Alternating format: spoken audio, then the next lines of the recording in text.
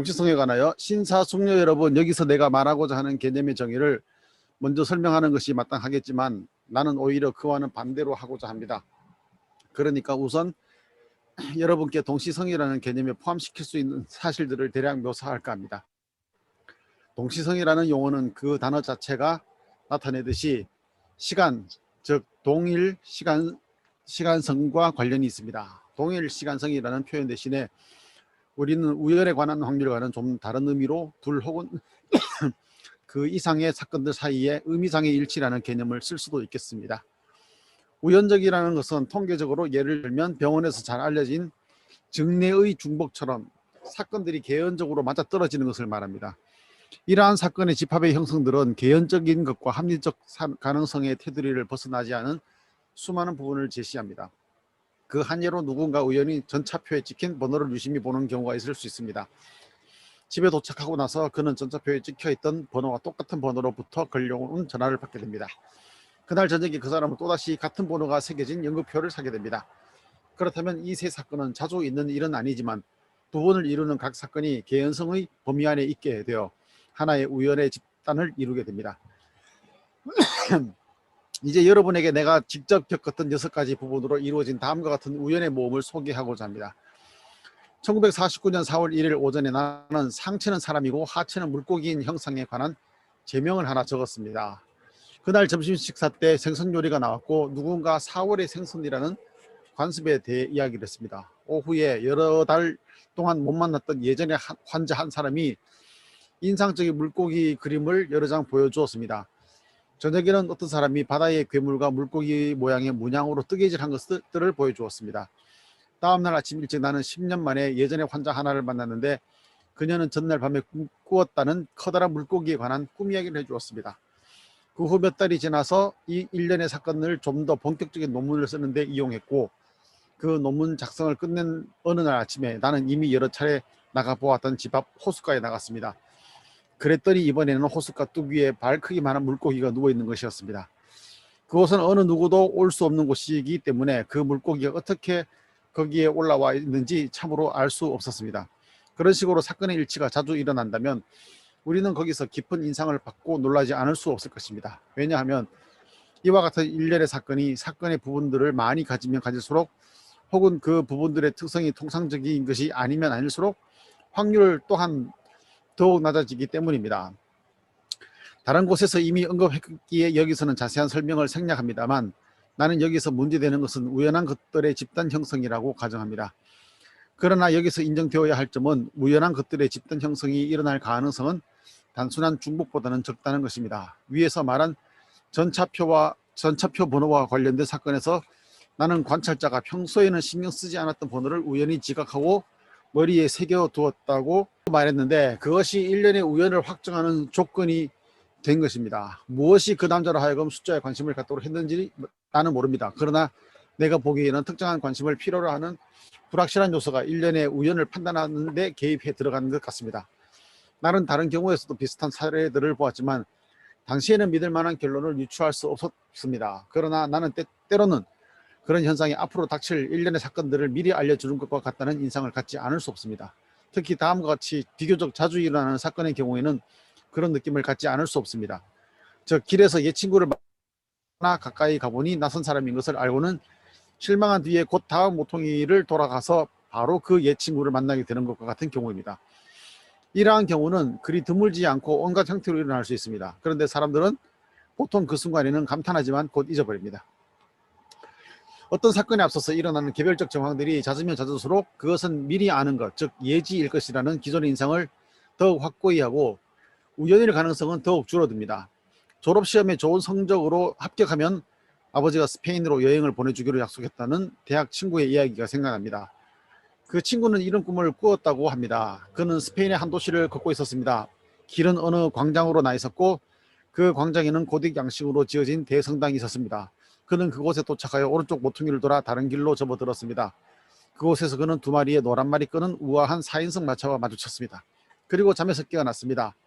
그 친구는 그 꿈 이야기를 술자리에서 해주었습니다. 그는 졸업시험에 무사히 합격했고 스페인으로 여행을 떠났으며 자신이 꿈에 보았던 어느 도시의 길을 걷고 있다는 사실을 알아차렸습니다.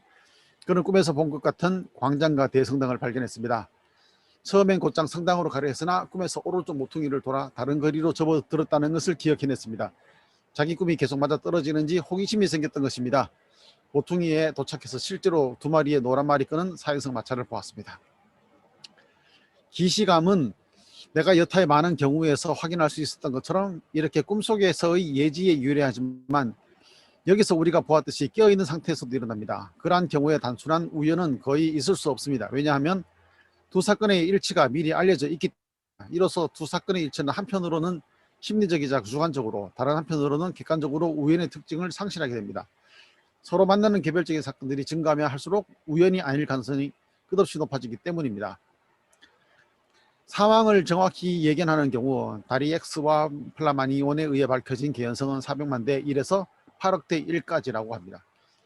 이러한 경우를 그저 단순한 우연한 일로 말하는 것은 부적절합니다. 오히려 여기서는 의미상의 일치가 문제되는 것입니다. 이러한 경우를 우리는 보통 예지라는 초감각적인 인지로 설명합니다. 사람들은 또한 미래를 투시한다든가 텔레파시 등을 말합니다. 물론 그런 능력이 어디에 있는지 시공간을 초월하여 사건을 감지할 수 있게 해주는 매개수단이 무엇인지는 아무도 말해줄 수 없습니다. 이런 관념들은 단지 이름일 뿐 어떤 본질적인 것을 설명하는 학문적 개념은 아닙니다. 어쨌든 지금까지는 의미상 일치하는 사건의 부분들을 인과관계로 연결짓는 데는 성공하지 못했습니다. 현상의 이러한 광범위한 분야에서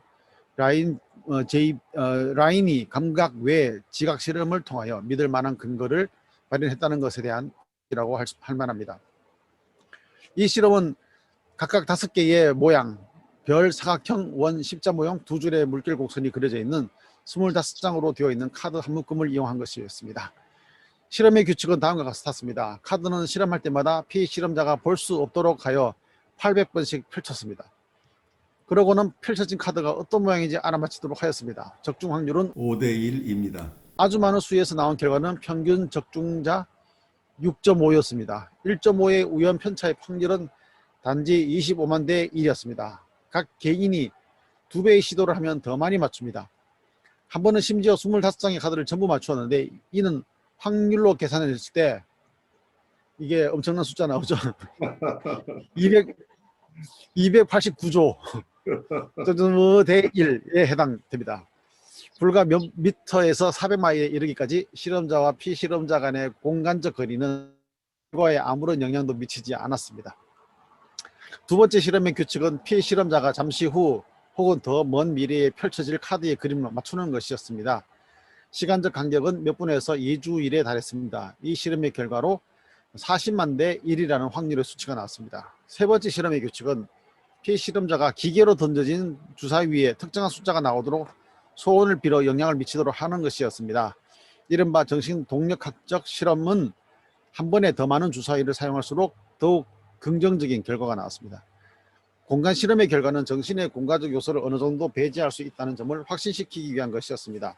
시간 실험은 시간적 요소가 적어도 미래 차원에서 정신적으로 상대화할 수 있음을 보여주었습니다. 주사위 실험은 운동하는 물체도 정신적으로 영향을 받을 수 있다는 것을 확인시켜 주었습니다. 그것은 우리가 시간과 공간의 정신적 상대성에서 예견할 수 있었던 결과입니다. 라인의 실험은 에너지 보존의 법칙이 적용 불가능함을 증명하고 있습니다. 이것으로서 힘의 전이에 대한 모든 상상은 배제됩니다. 마찬가지로 인과 법칙도 무효가 되어버립니다. 이것은 이미 내가 30년 전에 시사한 사실입니다. 우리는 미래의 사건이 어떻게 그와 같은 사건으로 현재에 작용할 수 있는지 상상할 수 없습니다. 현재로서는 인과적으로 설명할 가능성이 없기 때문에 우리는 임시로 비확률적 우연 또는 비인과적 성질의 의미상의 일치가 나타난다고 짐작할 수밖에 없습니다. 여기서 우리가 기존에 가지고 있는 자연과학적인 개념으로서의 인과법칙이 적용되지 않는 영역이 드러난 거죠.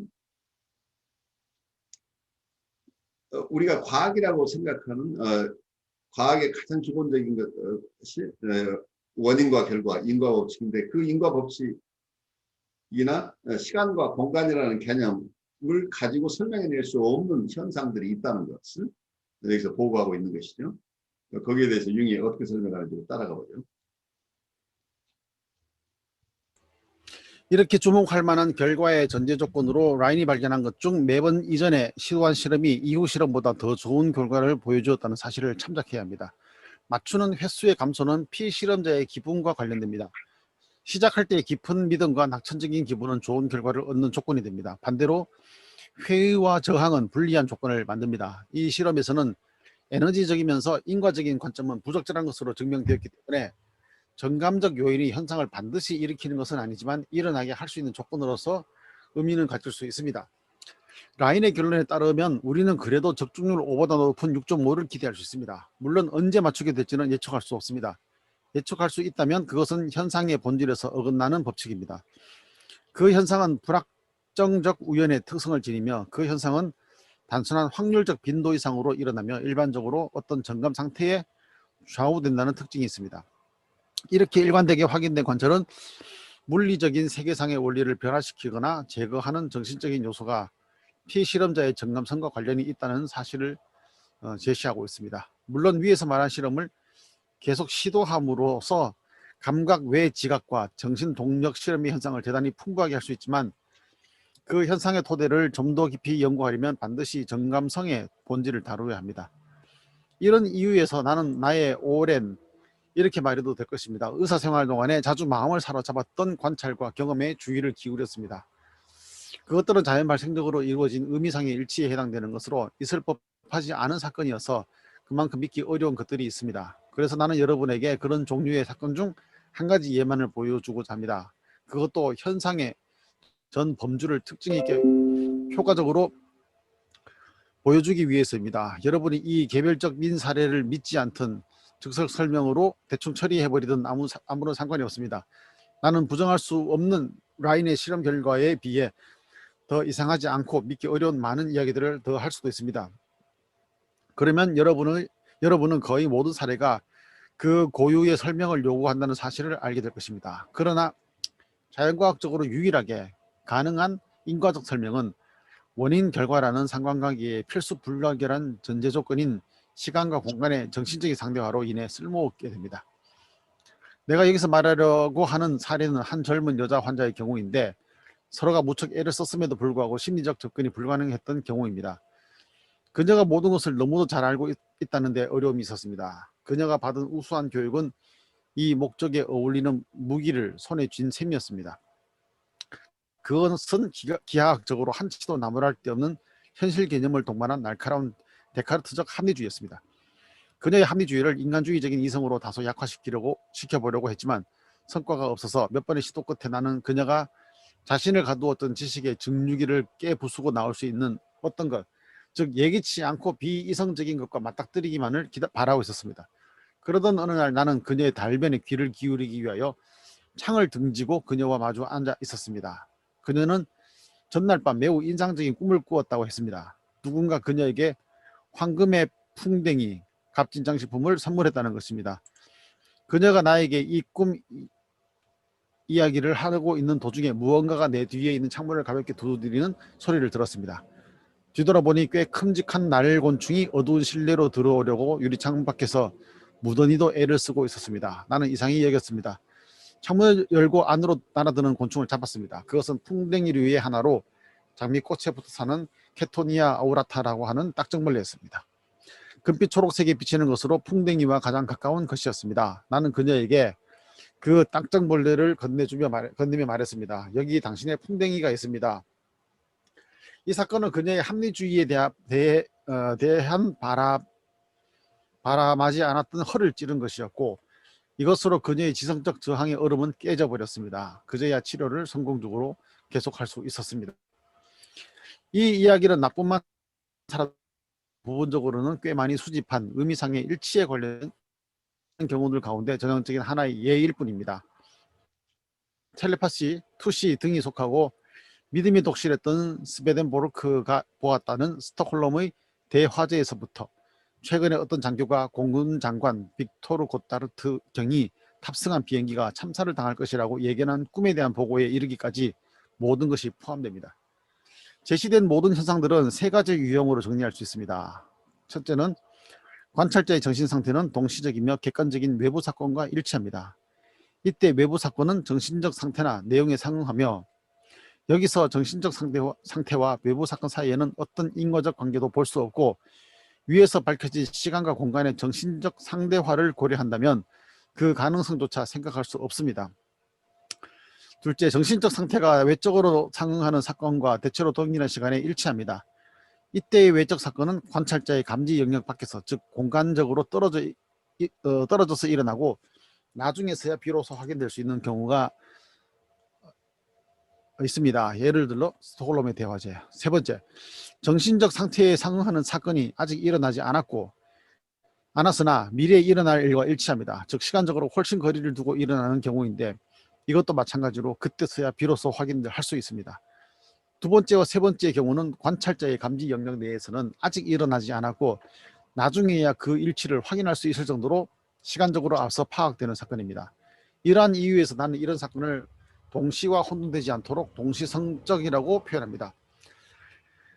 만약 우리가 이른바 전복술을 추가로 끌어들이지 않는다면 이런 광범위한 경험 분야에 대한 조망은 불완전할 것입니다. 전복술은 동시성적 사건이 당장 일어나지 않는다고 해도 그 목적에 상응하도록 요구합니다. 역경의 신탁법은 이를 명백히 보여주는 예라고 할 수 있는데, 헬무트 빌헬름 박사가 이번 학회에서 자세하게 발표하고 있습니다. 역경의 전제 조건은 질문하는 사람의 정신적 상태와 대답하는 괴 사이에 동시성적 일치가 존재한다는 것입니다. 괴는 49개의 괴를 뽑을 때 쓰는 3가지의 순전히 우연한 나눔이거나 혹은 우연히 던져진 3개의 동전 덕분에 성립합니다. 이 방법의 결과는 말할 나위 없이 흥미로우나 내가 보기에 객관적인 사실 확인에 대한 그 어떤 것도 제공하지 않습니다. 즉 괴를 구하는 정신적 상황이 너무나 확정할 수 없는 것이어서 그 어떤 통계적인 파악도 여의치 않는다고 말입니다. 마찬가지로 모래에 나타나는 선이나 모양을 가지고 점을 치는 중국과 아랍권의 모래점 실험도 비슷한 원리에 기인하고 있습니다. 우리에게는 점성술적 방법이 보다 유리하다고 하겠습니다. 그것은 별의 외관과 위치와 물음을 던지는 그 사람의 그때그때 정신상태나 성격의 의미상의 일치를 전제조건으로 합니다. 최근에 천문물리학적 연구에 비춰볼 때 점성술적 일치에서 문제가 되는 것은 대부분은 동시성이 아니라 인과관계입니다. 크놀 교수가 이번 학회에서 발표한 바와 같이 태양의 양자 발사는 행성의 상합, 대립, 그리고 사각, 성위 등에 의해 크게 영향을 받아 자기력이 있는 돌풍을 적지 않은 확률로 예견하게 할 정도라고 합니다. 지구 자기력의 흐름 곡선과 사막률 사이에서 이 표시가 이게 그 합이라는, 근데 위에 행성이 상합돼 있죠. 그 합을 말하고 있고요. 그 다음 것이 대립 또는 충이라고 하고, 그 다음에 그 사각이 원래는 달의 상현, 하현 이제 그런 뜻으로 표시하고 있습니다. 이것이 불리한 영향을 미치고 삼각형과 육각형의 성위가 유리하게 영향을 미치는 관계를 확인할 수 있습니다. 그러니까 여기서 인과관계, 즉 동시성을 배제하거나 제약하는 자연법칙에 의문이 제기될 법합니다. 그러나 그 밖에도 별자리 운세에 큰 영향을 미치는 황도 12궁은 다음에서 보는 것처럼 복잡한 양상을 하고 있습니다. 점성술의 황도대는 달력과 일치하긴 하지만 영도의 시간, 그 T자 같은 모양이 그 제1궁 양자리를 의미하고 있습니다. 영도의 시간 이래로 주야가 같은 평분시의 세차 때문에 플라톤의 달이 거의 한 달 정도 늦어져서 진정한 동물 운행 성자와 일치하지 않기 때문입니다. 말하자면 오늘날 숫양자리의 별자리에서 태어난 사람은 달력에 의하면 사실상 물고기 자리에서 태어난 것입니다. 그가 태어난 시간이 오늘날 약 2000년 전부터 순양이라고 부르는 시간인 것입니다. 점성술은 이 시간에 특정한 의미가 있다고 전제합니다. 어쩌면 이러한 특성은 지구 자기력의 장애처럼 태양의 양자 발산에 의해 일어나는 엄청난 계절적 차이와 관련이 있는지도 모릅니다. 그래서 황도대의 위치 역시 인과적 요인을 제시하고 있음을 배제할 수 없습니다. 별자리 운세의 심리적인 의미가 대단히 불확실한 것이라고 해도 우리는 오늘날 일과적 설명의 가능성과 함께 어떤 자연적인 법칙성을 기대하고 있습니다. 따라서 점성술을 예언술적 방법이라고 말하는 것은 더 이상 타당하지 않습니다. 점성술은 학문이 되려 하고 있습니다. 그러나 아직 불확실한 점이 상당히 많아서 이미 오래전에 나는 무작위 추출 실험을 해서 공인된 점성학적인 전통이 통계적 문제 제기에 어떻게 대응하는지를 알아보려고 했습니다. 이 목적을 위하여 확실하고 의심의 여지가 없는 사실을 골라내기 위해 결혼을 선택했습니다. 왜냐하면 옛날부터 부부의 별자리 운세를 보면 결혼은 해와 달과 합삭에 의한다는 전통이 있기 때문입니다. 즉 한 배우자에게는 요 표시가 태양을 의미하고 있거든요. 해가 팔도의 운행 궤도와 더불어 다른 배우자에게서는 합해서 요 달이죠. 달과 더불어 끌리게 된다는 것입니다. 또 다른 오래된 전통에 따르면 달, 합, 달과 달이 만나는 거죠. 마찬가지로 특징적인 것으로 봅니다. 그와 마찬가지로 중요한 것은 엄청난 광채를 가지고 떠오르는 성자들의 합일입니다. 잠깐 한주연님 카메라 잠깐 조정하시겠어요? 네, 좋습니다. 네, 그다음 378쪽 중간이죠. 나는 나의 공동 연구자와 릴리안 프라이로온 박사와 함께 180쌍의 결혼, 즉 360개의 별자리 운세를 수집하였고 그 속에서 결혼에 특징적일 수 있는 50개의 주된 별자리, 해, 달, 그리고 요것이 세 번째가 화성, 그 다음이 금성, 그렇게 되어 있습니다. 그 다음에 상승이고 하강이 합과 충, 반대되는 충을 비교하였습니다. 그리고 해와 달의 그 합되는 거죠. 자리에서 성공률이 최대 10%에 달하는 것을 알아냈습니다. 바젤에 있는 마르쿠스 피에르츠 교수가 친절하게도 수고해주어 알게 된 내 결과에 대한 확률 계산은 대략 10,000대 1에 해당합니다. 내가 여러 수학자 및 물리학자들에게 자문을 구한 결과 이 숫자가 갖는 의미에 대해서는 여러 갈래로 견해가 나뉩니다. 어떤 사람들은 이 숫자가 아주 주목할 만하다고 했으나 다른 사람들은 의문스럽다고 했습니다. 현재의 360개의 별자리 운세 숫자가 통계적 의의상 사실 너무 적다는 것을 감안하면 불확실하다고 말합니다. 180상 결혼의 별자리를 통계적으로 처리하는 동안에 우리는 수집을 계속하여 220상의 결혼 사례를 모았고 이 표집 집단을 특별히 다루었습니다. 두 번째도 들어온 자료를 처음과 마찬가지로 산출하였습니다. 이것은 어떤 관점에 의해서 의도적으로 고른 것이 아니라 여러 출처에서 임의로 얻은 것입니다. 두 번째 집합을 처리하니 이 두 번째도 결론적으로 달, 합, 달 10.9% 달했습니다. 이 숫자의 확률도 마찬가지로 약 10,000대 1에 해당합니다. 결국 이후에 또 특별히 조사된 83쌍의 부부가 더해졌습니다. 여기서 달, 합, 상승이 최대치였고 9.6%라는 결과를 가졌습니다. 이 숫자의 확률은 3,000대 1에 가까웠습니다. 바로 눈에 띄는 것은 점성술적 기대에 상응하여 달의 합삭이 여기에 관련된 사실입니다. 그러나 특이한 점은 여기에 별자리의 3가지 위치가 나타난다는 사실입니다. 즉 해, 달과 성좌 상승의 출현입니다. 해, 합, 달과 달, 합, 달이 만나는 확률은 1억대 1에 해당합니다. 해, 달 상승과 세 달의 합삭이 함께 만날 확률은 3회 10의 11승에 대 1에 달합니다. 다시 말해서 단순한 우연이 되지 않을 가능성이 너무나 크기 때문에 여기에 책임이 있는 요인들을 고려해야 할 정도라는 것입니다. 세 실험의 표집 집단들이 미미한 관계로 각각의 확률 10,000대 1과 3,000대 1의 의미를 부여받지 못했습니다. 그러나 그토록 불확실한 그 만남이 이러한 결과를 가져오게 된 필연적인 어떤 것이 있음을 가정하지 않을 수 없습니다. 양자 발상과 점성술의 결과 간의 자연법칙적 관련 가능성은 여기서 문제가 될 수 없습니다. 왜냐하면 우리의 결과가 단순한 우연 이상의 것이라고 확신하기에는 10,000대 1과 3,000대 1이라는 확률은 너무나 크기 때문입니다. 게다가 표집 집단을 합산하여 결혼의 수를 늘리면 최고치는 거의 없어집니다. 태양, 달, 그리고 상승성좌 합삭이라는 결과에 가능한 통계적 규칙성을 확인하려면 수십만의 결혼 별자리 운세가 운세가 필요할 것입니다. 만일 그렇다 하더라도 그 성과는 여전히 의문스러울 수 있을 것이며 그 정도로 있을 법하지 않은 3가지 전형적인 달 합삭의 만남이 일어나는 것은 단지 의도적 혹은 비의도적 눈속임이거나 아니면 의미상의 일치, 즉 동시성에 의해서만 설명될 수 있습니다. 나는 앞에서 점성술의 전복술적 특성을 부정했지만 우리가 얻은 이 결과를 볼 때 나의 점성술적 실험에 있어 전복술적 성격을 다시 인정해야겠습니다.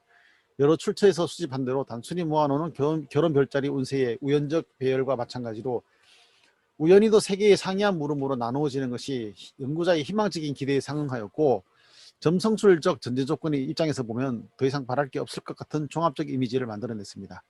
실험의 성과는 동일한 기대와 희망과 믿음에서 유리한 라인의 ESP 실험 결과들과 같은 맥락이었습니다. 그러나 어떠한 한 결과에 대한 특정한 기대는 없었습니다. 이것은 이미 우리가 선택한 50개의 별자리의 예가 보여주었습니다. 첫 번째 집단의 결과에 따르면 회, 합, 달이 확인될 것이라는 어떤 기대가 생겼습니다. 하지만 그러한 기대는 무너지고 말았습니다. 우리는 두 번째 집단에서 새로이 수집된 별자리 운세를 가지고 좀 더 확실한 결과를 얻으려고 이전보다 더 큰 집단을 만들었습니다. 그러나 결과는 달, 합, 달이었습니다. 세 번째 집단에서는 달, 합, 달이 확인되리라는 기대가 약간 있었지만 이것 역시 여의치 못하였습니다. 여기서 일어난 것은 스스로 인정한 대로 하나의 진기함, 이례적인 의미상의 일치입니다. 이것이 인상을 남겼다면 사람들은 작은 기적이라고 말했을 것입니다. 물론 우리는 이제 기적이라는 개념을 지금까지 보아왔던 것과는 다른 눈으로 보아야 합니다. 그동안 라인의 실험은 공간과 시간, 그와 함께 인과성 또한 배제할 수 있는 요인들이며 이른바 기적이라고 부르는 비인과적인 현상도 일어날 가능성이 있다는 점을 증명했습니다. 이런 종류의 모든 자연적인 현상들은 이례적이며 매우 기묘한 우연들의 조합입니다. 틀림없이 그것은 각 부분이 공통된 의미에 의해 전제로 뭉쳐진 것입니다. 의미에 부합되는 일치 현상이 끝없이 다르다고 해도 그것은 비인과적인 사건들로서 자연과학적 세계상에 속하는 하나의 요소를 이루고 있습니다. 인과성은 우리가 잇따라 일어나는 두 사건 사이의 가교를 상상하는 것과 같습니다. 그러나 동시성은 지금까지의 우리 인식을 하나의 공통된 원리로 환원시킬 수 있는 정신과 정신물리적인 사건들에서 보이는 시간과 의미에 부합하는 병행을 말합니다. 이 개념은 그 자체로는 아무것도 설명하지 않습니다. 단지 의미상의 일치로 일어난 것을 표명할 뿐입니다.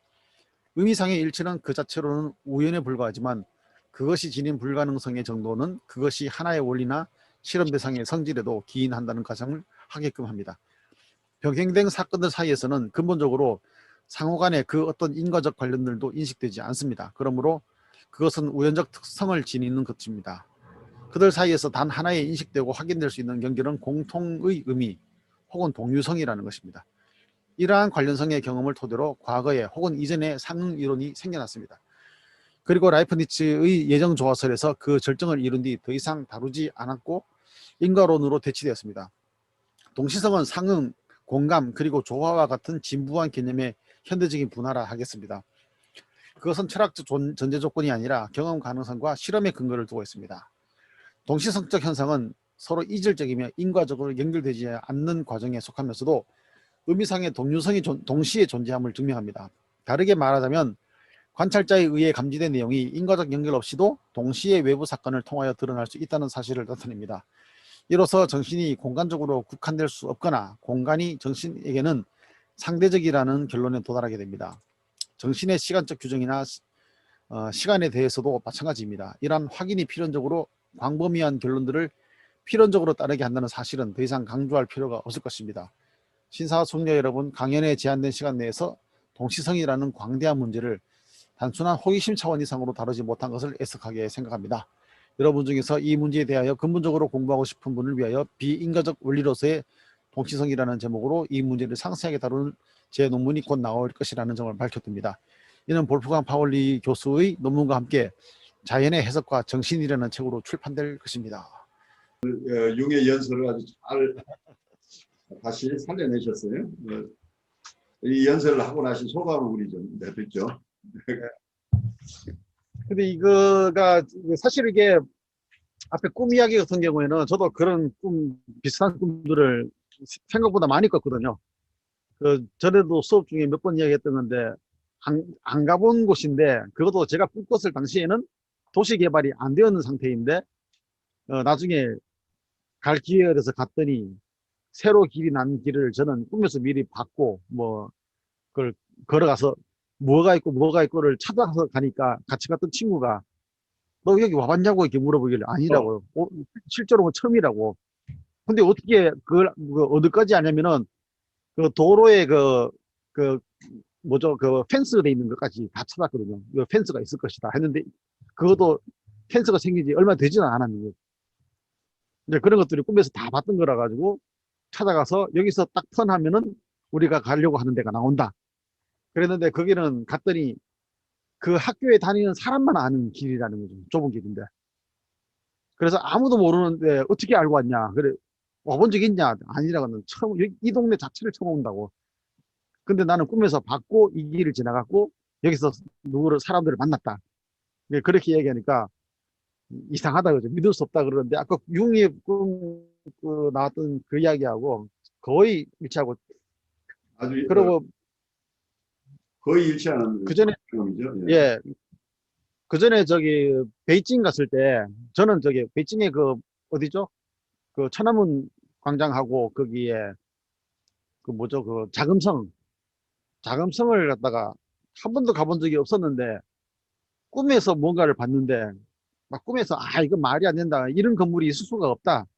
그리고 모퉁이를 딱 돌아서 밑에 보니까 무슨 돌로 만드는 상이 보이고 이렇게 난간 보호되는 난간도 없이 그냥 바로 밑에 한 1, 2층 높이 되는 1층 정도 되는 높이인가 밑에 쭉 내려가는 데가 있었거든요. 이런 거 어떻게 만들 수 있냐 꿈에서 그랬는데 자금성에 가니까 그게 자금성이더라고요. 그래서 내가 이걸 봤는데 왜냐면은 그 자금성의 그 건물에 딱 들어가는 입구에 큰 통나무가 앞에 떡 있어요. 꿈에서 보면서 꿈에서 뭐랬냐면 누가 문 앞에다 이런 걸 놔두냐고 이 말이 안 되지 않냐고 그랬는데 사진에서나 그런 걸 본 적이 없거든요. 근데 실제로 가니까 있더라고요. 이게 왜 여기 있지? 그럼 여기에 뭐가 있는데 했더니 뭐가 딱 보이는 거죠. 그럼 저 밑에 가면은 계단 그 보호막 없이 탁 밑으로 내려가는 데 있는데 다 가서 보니까 그 아까 호기심으로 모퉁이 돌아서 확인했는 그 장면처럼 다니면서 다 확인했는데 나오더라고요. 그래가지고 그런 경험들이 여러 차례 있었기 때문에 그런 그 꿈 이야기는 이해가 되고요.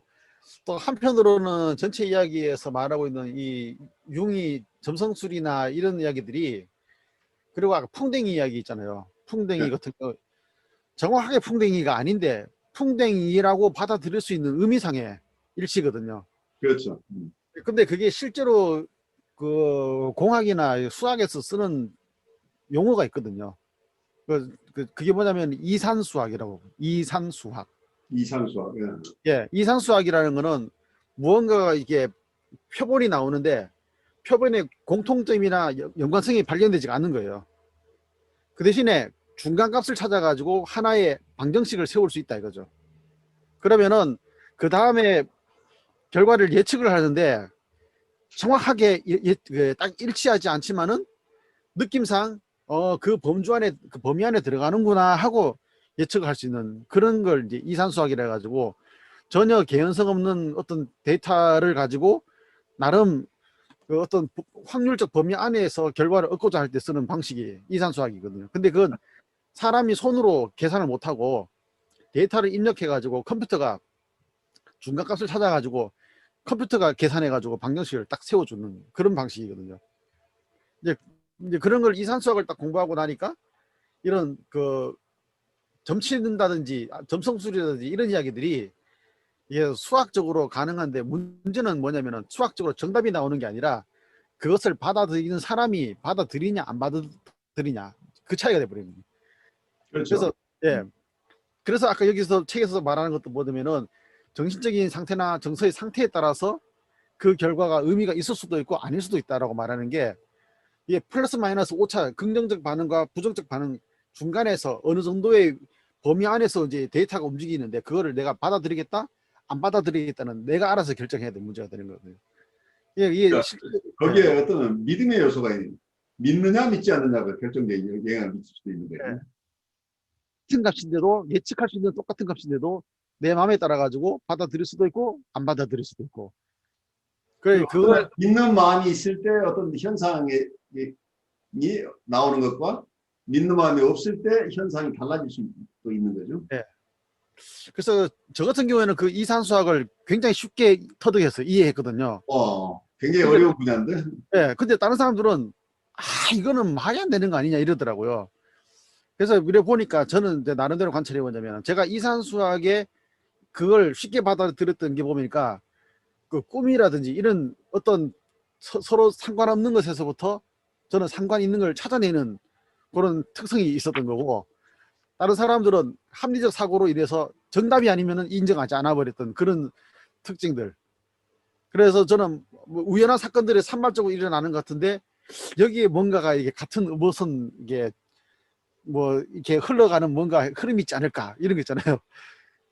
물론 그게 어떻게 보면 상상력의 산물일 수 있지만은, 그런 것들을 이렇게 발견하면서 인과관계가 없지만은 의미의 연결점을 찾았던 그런 특성들 때문에 어떻게 보면 이산수학이라는 것도 금방 이해가 되었던 그런 경험들이 있는 것 같아요.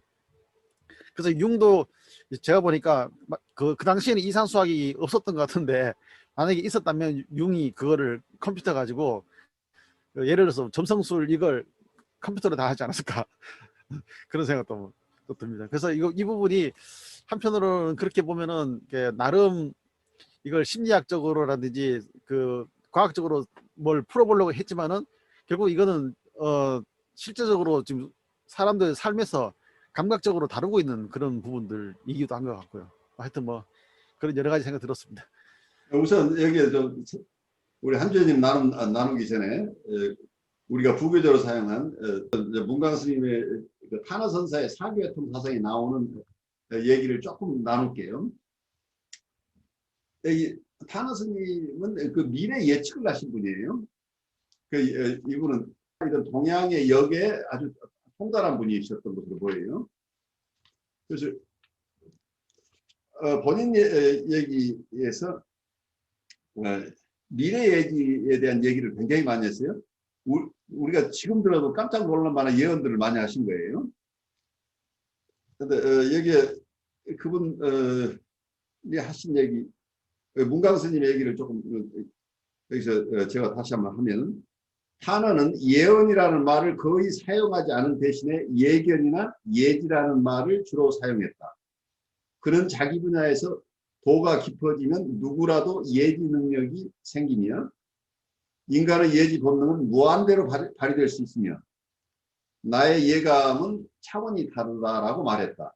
탄어가 미래 예지에 대해서 설명하고 있는 대목들을 잠시 살펴보자. 그러면서 탄어 스님이 직접 하신 얘기를 인용을 하고 있어요. 혹시 책 가지신 분은 나중에 384쪽 보시면 돼요. 일반적 사회 지식, 매스컴의 영향, 학문적 예지를 통해서 어떤 예감 같은 것이 인간에게 작용할 수 있지만 나의 이러한 예감은 그러한 것들과는 아무 상관이 없으며 차원을 달리하고 있습니다. 하늘을 나는 새나 땅에 구멍을 파고 사는 동물들도 비가 오고 바람 불 것을 미리 알듯이 개미가 높은 곳으로 올라가면 장마가 올 것이라는 것을 예고해주고 개미가 낮은 곳으로 가면 심한 가뭄이 들 것을 우리는 알 수 있습니다. 까치가 집을 지을 때 남쪽으로 입구를 내면 북풍이 강하게 불 것이고 북쪽으로 입구를 내면 남풍이 강하게 불 것이다 합니다. 이렇게 날짐승이나 동물들도 예지 본능을 가지고 있는데 하물며 사람에게 어떠하겠습니까? 자연계의 섭리는 이토록 모든 생명체에게 예시라든가 예감 등의 본능을 부여하고 있는데 그 중에서도 만물의 영장인 인간의 예지 본능은 개발하기만 하면 무한대한 능력을 발휘할 수 있는 것입니다. 이러한 인간 예지 본능과 우주의 섭리를 꿰뚫어 학술적 원리로 집대생하고 산학의 기초를 둔 역학을 통하여 질문한 내용들을 추리하고 답변할 수 있으리라 생각합니다. 그러면서 어느 기자가 이걸 물어봤어요. 6.25를 미리 예견하고 상원사에서 부산으로 피난을 간 것에 대해서 기자가 질문을 했어요. 그러니까 6.25 나기 전에 6.25 날 것을 이미 예견하고 미리 피난하시고 그분이 가지고 있던 원고들도 다 소실되지 않도록 다른 곳으로 미리 옮겨놓고 이제 이런 조치를 취하셨다고 하는데, 거기에 대해 기자가 질문하니까 아침에 일어나면 개미떼가 자기들끼리 싸움질을 내서 수백 마리씩 죽어 있는 것을 보곤 했습니다. 법당에서도 그렇고 이 중대들에서도 그런 게 보이는 것 아닙니까? 하늘은 한대상을 보이고 땅은 땅의 상을 보이고 사람은 사람의 상을 보이고 꼭 사람의 상만 보는 것이 관상이 아니거든요. 짐승들도 지진을 예지한다는데 하물며 그런 큰 난리에 조짐을 다 보이게 되는 겁니다. 미래를 보는 눈은 역사적, 철학적, 논리적으로 현실을 분석하고 수학적, 지리적 현실을 분석해서도 가능하지만 역학을 근거로 하여 미래를 보는 눈은 그보다 훨씬 포괄적이며 나아가서 인류 사회의 미래를 우주적인 차원에서 볼 수 있다는 큰 장점을 가지고 있습니다.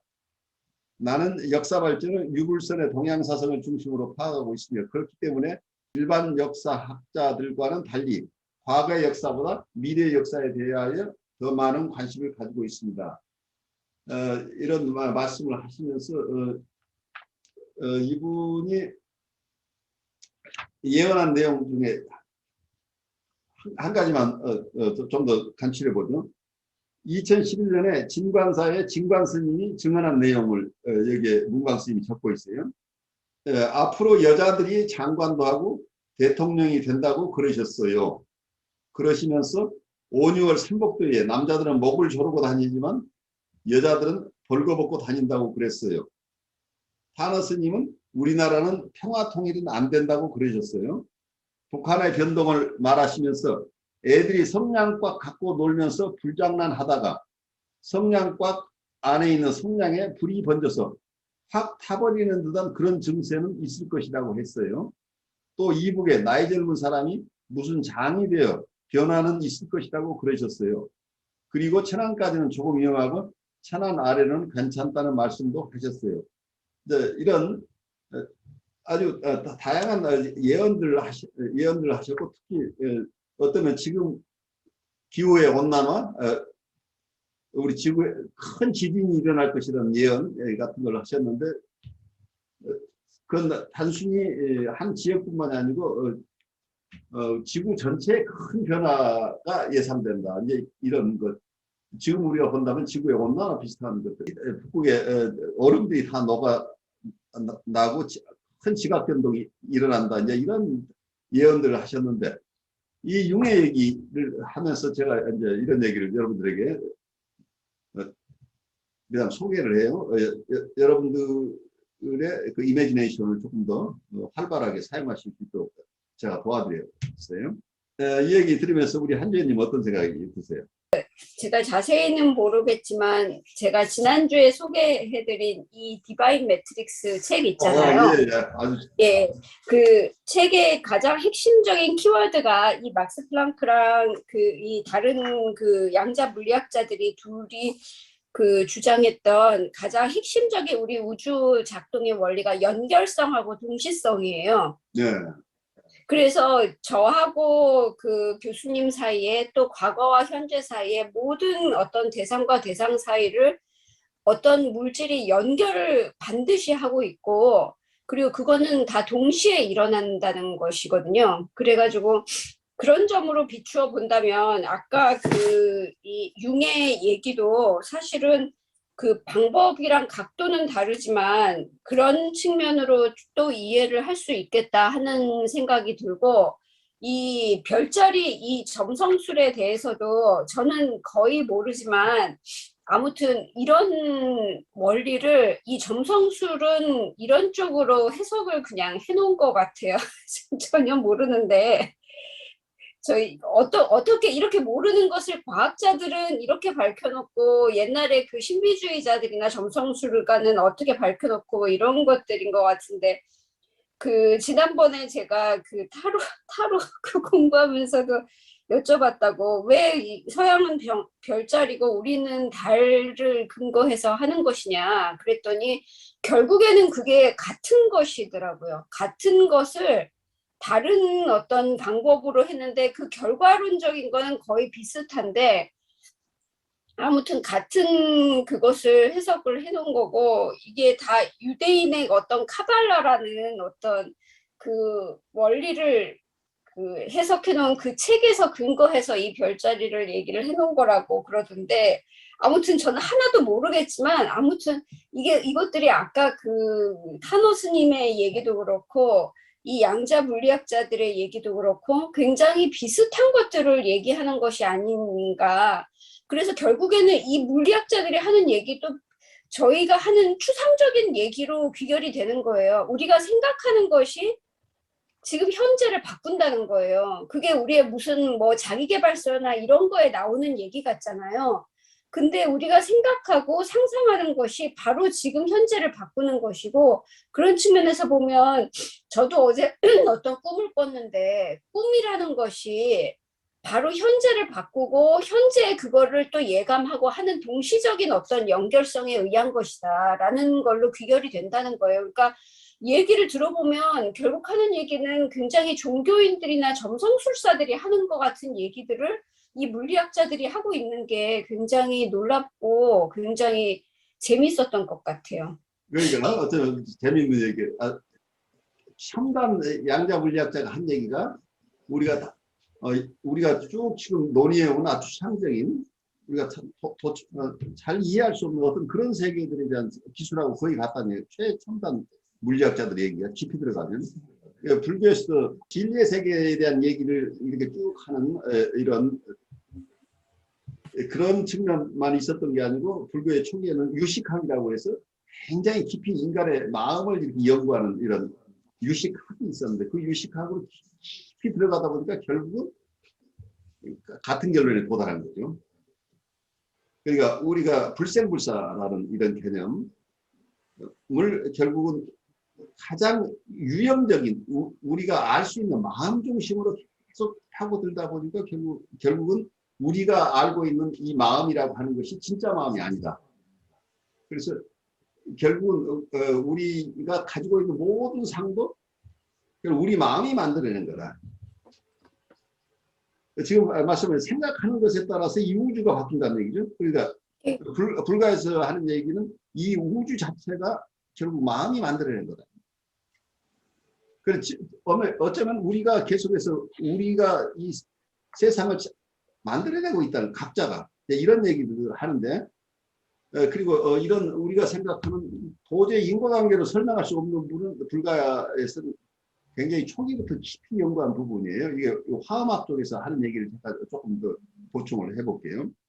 화음학에 말한 사법계는 법계를 진리를 넷으로 나누는 거예요. 1법계는 아까 만유가 공적한 체를 말한다. 그래서 모든 것이 없는 것이다라는 개념이고 두 번째는 우리 만유의 환상이 우리가 보고 있는 이 상 자체가 그대로 진리다. 그리고 세 번째는 이사무의 법계니 공적한 체와 만상의 환유가 서로 구애가 없다. 그러니까 이런 진리의 세계와 현상의 세계가 서로 구애 함께 있는 것이다. 라는 개념이에요.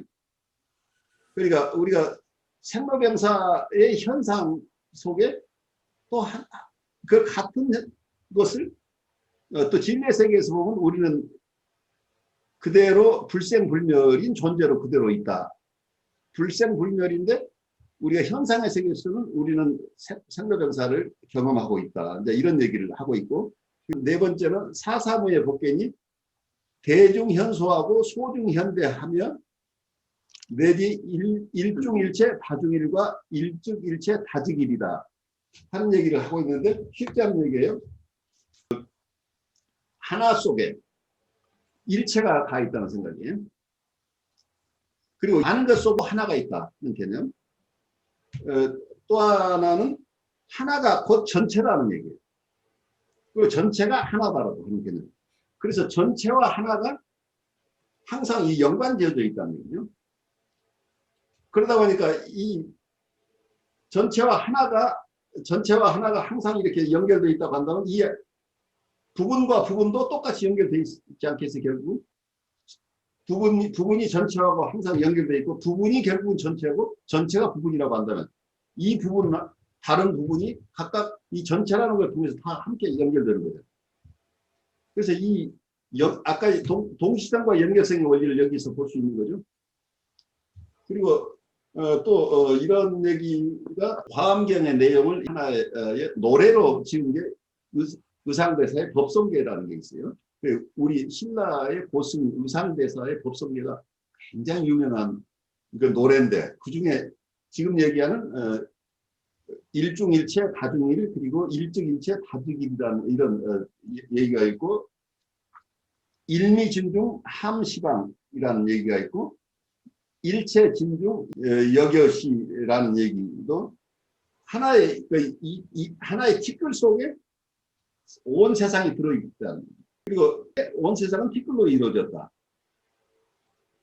이런 얘기가 지금 우리가 양자역학하고 서로 맞춰서 생각해볼 만한 얘기들이에요. 그리고 무량원급 즉 일념이고 일념 즉시 무량겁이라는 얘기를 하고 있어요. 무량원급이라는 게 그 영원한 세월이 즉 일념이다. 한순간의 생각, 찰나와 같다는 얘기예요. 그리고 영겁의 세월이 한 찰나라고 얘기를 하고 일념 즉시 무량겁이라는 얘기.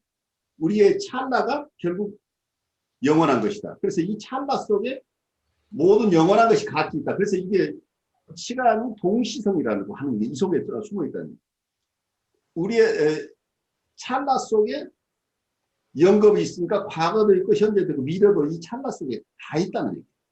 우리가 이것을 보지 못해서 과거 따로 생각하고 현재 따로 미래 따로 생각하는데 현재와 미래와 과거가 다 이게 일순간에 찰나에 있는 것이고 그 찰나 속에 무량겁이 있고 무량겁은 결국은 그 찰나다. 우리 어려서는 우리 인생이 굉장히 긴 것처럼 느끼죠. 근데 나이가 들어가면 어때? 시간이 점점 굉장히 찰나였다고 느끼죠. 우리가 이 세상을 떠날 때쯤 되면 그렇게 긴 인생인 줄 알았더니 잠깐 찰나 속에 내가 여기 있다 간다는 것을 우리가 나이 들면서 느끼게 되죠. 그래서 여기서 의상대사가 지금 하시는 얘기는 이 화엄경 전체를 아우르는 210자로의 화엄경 전체 내용을 이렇게 요약하셨다고 해요. 이 방대한 불경을 중국에서 지엄대사라는 분에게서 10년 동안 공부하시면서 요즘 같은 박사 논문으로 이걸 쓰신 거예요. 그래서 그 지엄대사가 본인이 한 작업을 이렇게 축약한 것으로 내가 한 것보다 훨씬 잘했다 이렇게 칭찬해 줘서 이거 유학을 마치고 그 당시에 신라에 돌아와서 활동을 시작하셨다는 이런 얘기가 있어요. 그래서 그 당시만 해도 유학하시는 분들이 중국에 발달돼 있었던 화엄경을 비롯한 중국의 불교를 가서 공부하고 신라 불교가 그걸 더 발달시키고 그 당시에 원효대사가 의상대사보다 8살 나이가 많으셨다고 해요. 근데 어디 일화에 보면 이 두 분이 황해를 통해서 중국으로 가기로 했는데 어느 날 밤에 하룻밤 묵을 곳이 없어서 어디 돌 속에 들어가서 잠을 자고 났는데 아침에 일어나 보니 그 전날 목이 하니까 아마 시원한 물을 마셨는데 그 이튿날 보니까 그게 해골 바가지의 물이었다. 그래서 그러고 나서 원효가 깨쳤다네요. 원효대사가. 모든 것이 내 마음에 모든 것이 다 그냥 그렇게 달콤했던 물이 역겨워서 지금은 이걸 견딜 수가 없는 거죠. 그러니까 결국 마음이라는 얘기죠. 마음에 의해서 모든 것들이 다 결정된다. 이제 이런 것들. 일체가 우리의 마음에서 생겨난다고 하는 이런 어떤 깊은 성찰을 깨치고 이분은 유학할 필요가 나는 중국에 가서 배울 게 없다 하고 이분은 독자적으로 전국에 지금 원효사라는 이름을 가진 사찰이 전국에 그렇게 많다고 그래요. 그래서 이분은 혼자 이렇게 했을 수 없을 것이다라는 게 요즘 얘기예요. 그리고 전국을 돌아다니면서 남아비 파불만 하면 다 성불한다는 얘기를 하면서 민중불교를 이렇게 일으키신 분이라고. 그래서 여러 가지로 아주 독특한 생애를 사신 분데 원효의 대승신론소라고 하는 것은 또 아주 유명한 저작이에요. 근데 그 당시에 같이 유학을 가려다 의상대사는 중국에 가서 중국 유학을 마치고 돌아와서 이렇게 큰 일을 하셨고 의상대사는 엄청나게 많은 제자들을 기르셨다고 그래요. 그래서 나중에 의상대사의 문화에 있던 제자들이 나중에 의상대사의 그 제자들이 쓴 여러 가지 말하자면 요즘 같은 그 논문들을 따로 만들어서 그 의상대사의 제자들 중심의 그 이론들이 후세까지 잘 전해지도록 그만큼 교육 사업을 아주 훌륭하게 하신 분이라고 그러는데 이분이 얘기하고 있는 화엄사상, 거기에 요약되어 있는 화엄사상을 우리가 조금 더 깊이 이해한다면 지금 두 분이 어떤 직접 체험하고 있는 것 그리고 지금 새로 읽고 계시는 책 속에 양자역학에서 얘기하는 것들이 불교가 가지고 있던 어떤 우주에 대한 근본적인 이해와 서로 교통할 수 있는 게 아닌가 하는 생각을 해봐요. 그러니까 결국은 그게 어떤 식으로 표현하느냐의 차이가 나오는 게, 그래서 아인슈타인 같은 경우는 그 상대성 이론을 이야기했잖아요. 그렇죠. 예, 그러니까 물리학이라든지 그런 뭐 양자역학이라든지 그쪽으로 쓰는 사람들은 같은 이야기를 그쪽 언어로 표현하고 있고, 언어가 다르죠? 예, 근데 불교에서도 같은 어떤 경험들이나 이런 것들을 불교적인 용어로 쓰고 있고, 성경에도 나오는 내용들이거든요. 하루가 천년 같고 천년이 하루 같다, 이 이야기도 나오거든요. 그러니까 성경에도 보면 그 예를 들어서 뭐 삼위일체라든지 하나가 된다라는 표현 속에 뭐는 또 인간의 존재에 관해서도 말할 때도 거의 같은 이야기들이 나오고 있는 게, 단순하게 어느 한 종교에서만 나왔다기보다는 결과적으로는 모든 인류가 사실은 공통적으로 경험하고 있는 그런 그 이야기들인데, 제가 어떤 사람이 거기에 대해서 좀 뭐랄까 감지하는 그 좀 상상력이나 이런 것들 느낌을 더 잘 가지는 사람이 있고, 어떤 사람은 그걸 뭐 아무리 그런 일이 일어나도 전혀 상관을 못 느끼는 사람도 있거든요. 그러니까 그거를 감지하는 사람들이 그런 걸 가지고 자기식의 언어로 표현해 가지고 이야기를 자꾸 이렇게 하는데, 근데 그게 인과관계, 아까도 책에도 나왔지만 인과관계가 없는데도 불구하고 이상하게 사람은 그렇게 느껴진다는 거죠. 그래서 저도 옛날에 초등학교 때 사람들을 관찰하면서 뭘 터득했냐면은, 사람의 감각이 대단하다, 그러니까 무시하지 마라, 그런 이야기를 했거든요. 그래서 말하지 않아도 느낄 수 있는 사람의 능력이 있다, 그렇게 해가지고 그 사람들이 그러니까 보이는 것만 믿는다 해가지고 사람을 그 속이는 애들 있잖아요. 거짓말하고 이런 애들, 그런 애들한테 야, 너 눈 동작 하나만 돌아가도 다른 사람은 말을 안 해서 그렇지 다 알고 있다, 그런 말을 했었거든요. 그러니까 그런 게 왠지 모르게 뭔가 느껴지는 그런 것들을 사람들이 감지하는데, 그게 민감한 사람이 있고 덜 민감한 사람이 있고, 근데 민감한 사람이 물리학을 하면은 그걸 물리학으로 표현하고, 그 기독교 종교로 가지면은 기독교 성경의 이야기로 풀이하고, 불교에서는 불교로 표현하고 있고, 그리고 실제적으로 그리스 철학에서도 과거에 뭐 데모크리스토스 이런 사람 같은 경우 뭐 이름 맞는지 모르겠는데, 그런 사람 같은 경우에는 벌써부터 원자 얘기 꺼내가지고 다 이야기 하잖아요. 그러면 그 만물은 원소로 이루어져 있다, 그런 이야기를 벌써 오래전 수천 년 전에부터 그런 이야기를 해왔는데, 어떻게 보면 사람들이 그런 것들을 이게 작은 하나에도 우주가 있고 우주가 작은 것으로 이루어지구나, 이런 것들을 이상하게도 사람들은 그걸 감지해 왔다는 이제 그런 그렇죠. 이야기. 예. 그래서 결국은 그걸 누가 어떻게 감지하느냐, 그걸 뭐라고 말은 할 수 없지만은 결국은 또 다시 돌아가면은 결국 인간의 마음의 문제로 또 돌아갈 수 있는. 그래, 마음의 문제인데 그 지점을 불가에서는 동양사상 전반에서 모든 상이 끊어지고 생각이 끊어진 지점이라고 봅니다. 우리가 생각으로 알려고 하는 것이나 상으로서 우리에게 인지되는 것들은 이미 분별의 세계라는, 그러니까 분별이 있기 이전의 세계를 얘기를 하고 있는 거죠. 그 세계에서 모든 것이 생겨났다는 얘기죠. 그래요. 우리의 자성이다 혹은 불성이다 하는 것들을 이제 이런 우리가 나눠지기 이전에 우리의 마음 상태로 얘기하기 때문에 그 부분이 지금 서양 사람들이 일반적으로 보고 있는 것과 큰 차이가 있는 것으로 보여요. 그리고 여기서 불교나 기독교에서 다 우리가 신앙을 굉장히 중요하게 생각하고 있죠. 그 신심이라고 하는 것. 그 신심이 어쩌면 우리가 모두 부처라고 하니까 불교에서는 그냥 우리가 다 부처인 것을 우리가 깨치기만 하면 되니까 따로 신앙이라는 게 필요 없을 것 같은데, 불교에서 어떤 신심이라는 걸 굉장히 중요하게 생각을 해요.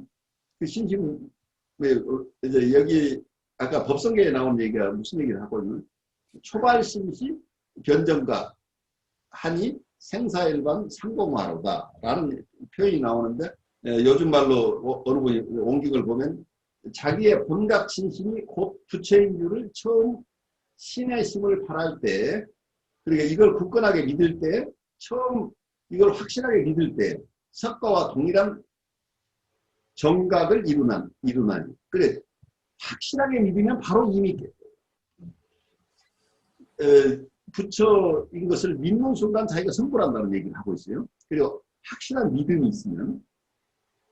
그래서 만 가지를 깨달아서 생사와 열반이, 그리고 생사와 열반이 오히려 한 가지로 화하게 된다, 이런 얘기를 하는데, 여기서 나오는 얘기가 초발심시 변정각이라는 얘기가, 우리가 부처인 것을 확실하게 믿는 사람은 바로 부처가 된다는 얘기예요. 근데 우리는 그걸 믿지 않기 때문에 이게 이루어지지 않는다는 얘기죠. 마찬가지 얘기죠. 우리 안에 성령이 계신다고 기독교식으로 얘기를 한다면, 이 삼위일체 하느님에 대한 얘기도 그걸 확실하게 믿기만 하면 우리가 하느님과 똑같은 품성이라는 것을 우리가 이해할 수 있는데, 그걸 우리가 관념으로는 알고 있는데 그걸 믿지 못한다는 얘기죠. 사실 제 주위에 가장 예민한 사람들이 예술가들이에요. 음악을 하든지, 제 주위에는 미술하는 사람들이 더 많은데, 아까 얘기한 것도 거의 직관력에 관한 거거든요. 근데 보면 오랜 세월 동안 사람의 감정이나 감이나 이런 거에 집중을 하다 보니까 그런지 거의 진짜 점쟁이 수준으로 맞춰요. 정말 다들 예민하고, 굉장히 어떤 사람이나 어떤 상황을 보면은 거기에 대한 감이 어마무시하거든요. 그러니까 이게 여기서도 사실 인상주의 이럴 때가 굉장히 어떻게 보면은 아인슈타인의 상대성 원리 뭐 이런 거를 저희가 머리로 알기 이전에도 감으로 그것을 직관을 하고 그것을 표현하려고 애쓴 사람들인 거예요. 아틀리에 혼자 앉아서도 하는데, 그래서 굉장히 그것을 과학적인 것으로 이렇게 연결시켜서도 해석이 굉장히 가능할 정도로, 하여튼 여기서 제가 생각을 하는 거는, 이성적인 어떤 사고도 중요하지만 굉장히 직관적인 면을 어떻게 발달을 시키는 건가? 그게 무의식이라는 말로도 표현이 될 수도 있고, 여러 가지 면으로 표현이 될 수도 있고, 또 저희가 명상 같은 거나 기도 같은 걸 하면서도 그 부분이 좀 발달을 하기도 하는데, 그 부분이 사람의 어떤 직관력이라는 것이, 인간의 직관력이라는 것이 굉장히 소중한 자산같이 여겨지고, 진짜 지금 교수님이 얘기하신 어떤 불교적인 어떤 깨달음 같은 것도 세상 만물을 어떻게 보면은 이해하는 어떤 도구기도 하잖아요.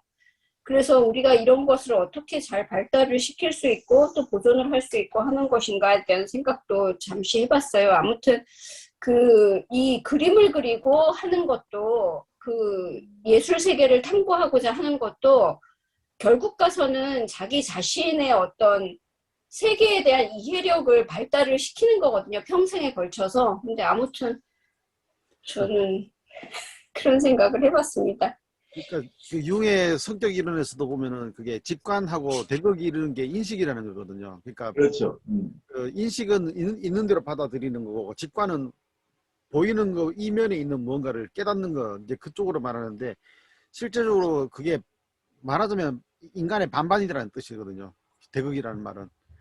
그러니까 생각보다도 많은 사람들이 그런 직관력을 사용하는데, 근데 문제는 이제 각자가 어떤 언어를 가지고 그 직관을 나타내느냐에 따라 가지고, 어떤 사람은 이게 전문가 같이 보이고, 어떤 사람은 그냥 막 말하는 막 헛소리 하는 사람처럼 보일 수도 있고 이제 그런 거잖아요. 그러니까 그런 것 때문에, 그래서 인간의 직관을 말한다면, 뭐 흔히 말하는 왜 육감이라는 거 있잖아요. 식스센스. 그걸 말한다면은 그게 특별한 사람에게 가지고 있는 능력이 아니라 어떻게 보면 일반적으로 누구나 다 가질 수 있는 그런 거기 때문에, 동물도 그렇고 인간도 그렇고 그런 직관력 또는 식스 센스라는 거를 절대로 무시해서는 안 된다 이런 생각이 드는 거예요. 그러면은 내가 진리를 터득했다고 나만 아는 진리라고 생각할지 모르지만 다른 사람은 그 진리를 다른 식으로 표현할 뿐이지. 그러니까 이 세계는 다 연결되어 있으니까 네. 내가 무엇을 안다는 것도 다 안다는 얘기예요. 네. 나 혼자라는 게 없다니 모두가 연결되어 있다는 거죠. 그러니까 어느 한 사건만의 연결이 아니라 이 전 우주가 다 연결되어 있다는 얘기예요. 그래서 저는 그래서 이제 예를 들어서 설교 시간에 얘기할 때 두 가지 생각하는 게, 하나는 내가 하는 이야기 다 알고 있다 사람들이. 그거 하나. 예. 근데 내가 쓰는 용어는 그 사람이 모를 수 있다 이거예요. 그래서 내가 쓰는 용어를 다른 사람이 누구나 알아들을 수 있는 용어로 만들어야 되고, 그리고 나만 아는 것처럼 말해서는 안 된다 이거죠. 나만 아는 것처럼 말해버리면 상대방이 상당히 기분이 나빠지거든요. 그것도 본인이 아니, 뭐랄까, 그게 과 관계를 따져서 내가 기분 나쁘다가 아니라 그냥 갑자기 확 기분 나빠지는 그런 상황이 되거든요.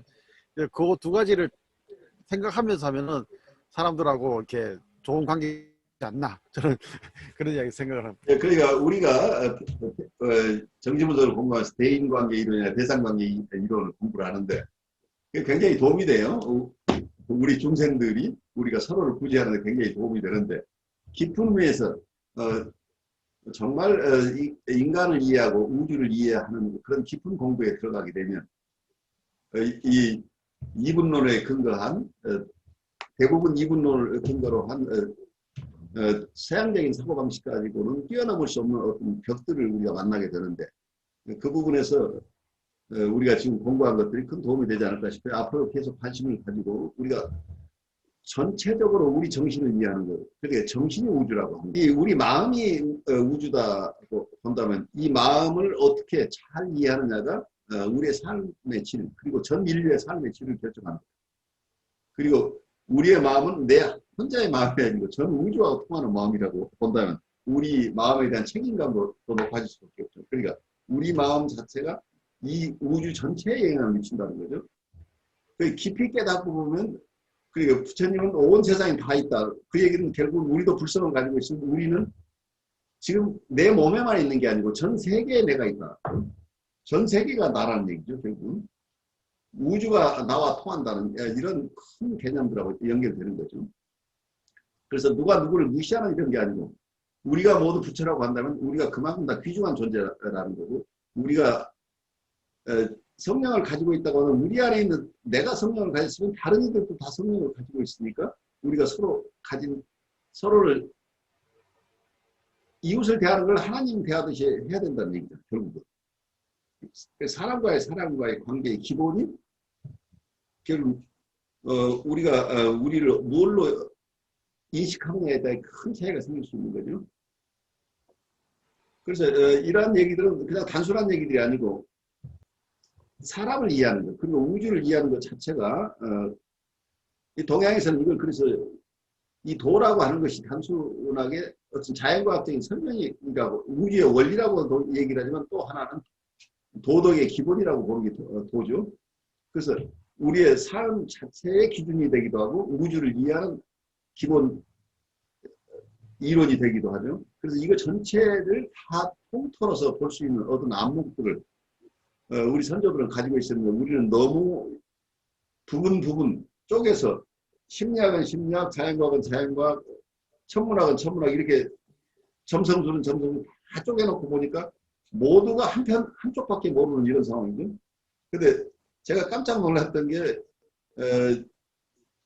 어느 해, 꽤 오래됐습니다만 신사임당을 모셔놓은 곳에 가보니까 이율국 선생님의 장원급제 그러니까 시험 답안지가 있는데 그 시험 답안지를 보니까 그게 바로 철학 얘기예요. 우주론이에요. 그러니까 바로 그 다음에 이미 실제 과거 시험은 무슨 실무 시험이 아니고 철학 시험이었다는 얘기예요. 그만큼 어떤 동양에서는 이 도에 대한 얘기, 진리에 대한 얘기를 굉장히 중요하게 생각했던 거죠.